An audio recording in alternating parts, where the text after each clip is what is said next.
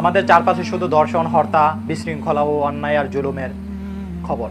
সাধারণ মানুষের মনে শুধু একটাই প্রশ্ন, যে দেশ কি তাহলে ব্যর্থতার দিকে হাঁটছে?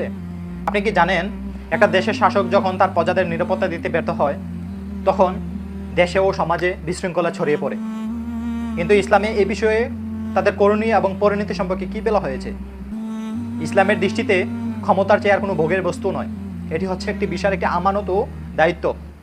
রাসূলুল্লাহ সাল্লাল্লাহু আলাইহি ওয়াসাল্লাম বলেন, তোমাদের মধ্যে প্রত্যেককেই দায়িত্বশীল এবং প্রত্যেককেই অধীনস্থদের থেকে হিসাব দিতে হবে। সহিহ বুখারী।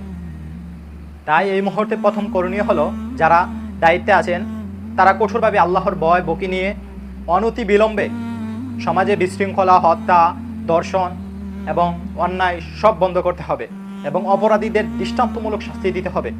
আর সমাজে ন্যায় ও ইনসাফের বিচার প্রতিষ্ঠা করতে হবে। আর যদি কোনো দেশের শাসক বা সমাজ আমানতের খেয়ানত করে এবং জুলুমের রাজত্ব কায়েম হতে দেয়, তাদের জন্য করুণ পরিণতি অপেক্ষা করছে।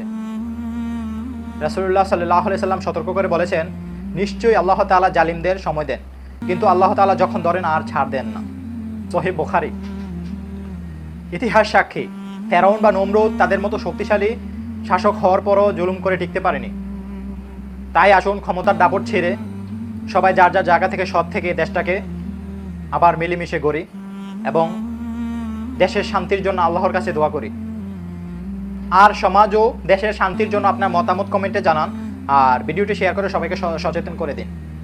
দেখা হবে পরবর্তী ভিডিওতে ইনশাআল্লাহ। আসসালামু আলাইকুম।